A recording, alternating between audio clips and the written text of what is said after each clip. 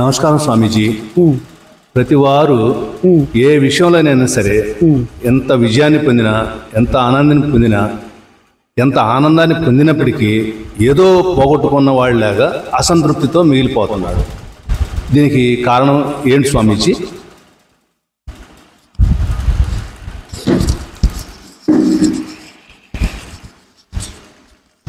ఈ ప్రశ్న ఒక సెకండ్లో ప్రశ్న వచ్చింది. సెకండ్లో పుట్టేవాళ్ళు ఎంతమంది, చనిపోయేవాళ్ళు ఎంతమంది?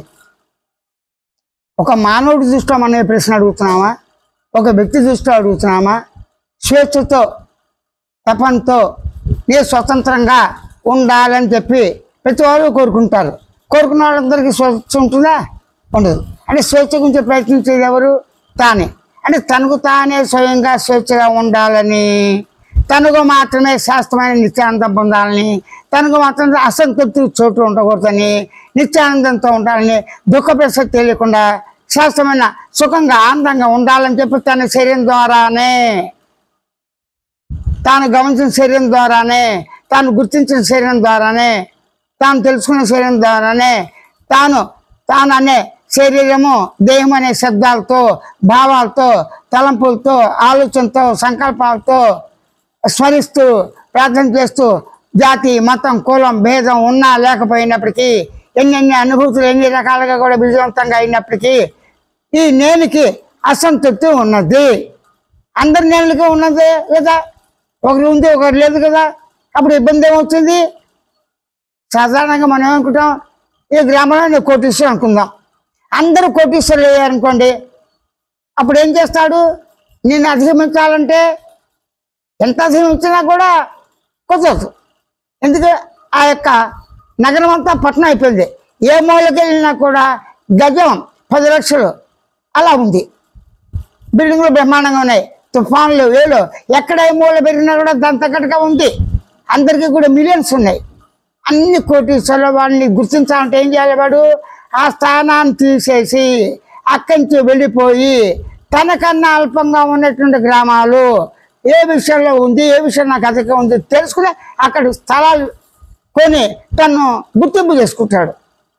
అరే వాడు కోటీశ్వరుడురా, వాడి పిల్లలు చూడు, వాడికి బంగారం వస్తుందిరా, వాడు చదువులు చదువుతున్నాడురా, వాడి సైన్స్ తెలుసు, వీడి తెలుసు, వాడి పిల్లలు ఫారెన్లో ఉన్నారు, వాడి విద్యాలయం కట్టించాడు, ఆ విధంగానే వైద్యానికి కట్టాడు, ధర్మసత్రాలు కట్టించాడు, చెట్లు నాటి, అబ్బా వాడంత దయాశీలు లేడు అన్నవాడు కూడా అక్కడికి వెళ్ళినా కూడా అసంతృప్తి.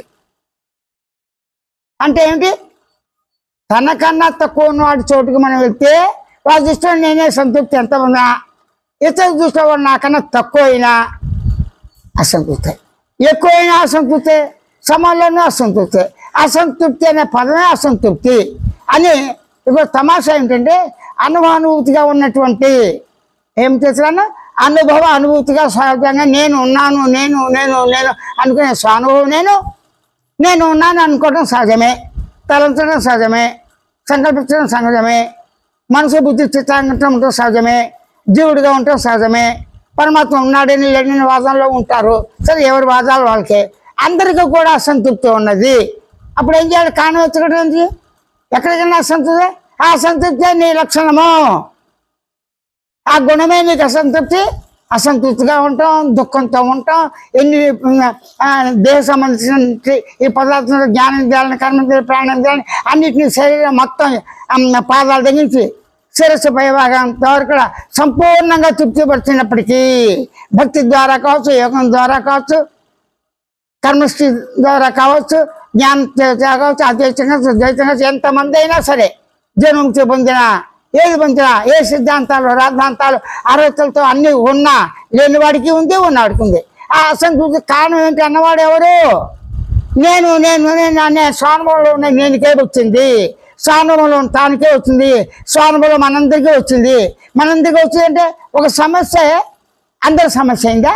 అందరి సమస్య తన సమయం అయిందా అని ముందు విచారణ కావాలి. విచారణ చేయాలంటే ఎలా చేస్తావు? ఏ విధంగా చేస్తావు? శాస్త్రజ్ఞానం కావాలా, దీనికి విజ్ఞానం కావాలా, సైన్స్ కావాలా, నిరూపణ కావాలా, తర్కాలు చేయాలా.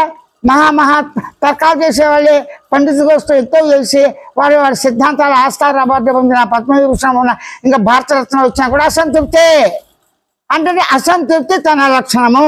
ఎప్పుడైతే అసంతృప్తి తన లక్షణం, అసంతృప్తి దేని వల్ల వస్తుంది? కాదు, ఎవరు అనుభవిస్తున్నాడు? తానే. అంటే తను సహజంగా ఉన్నాడా, వచ్చిపోతున్నాడా? ప్రశ్నించుకో. నేనంటే ఏమిటి? నేనంటే ఎక్కడ ఉంది? నేనంటే ఎవరు? నేనుకేం కావాలి? నేను ఎలా ఉంది?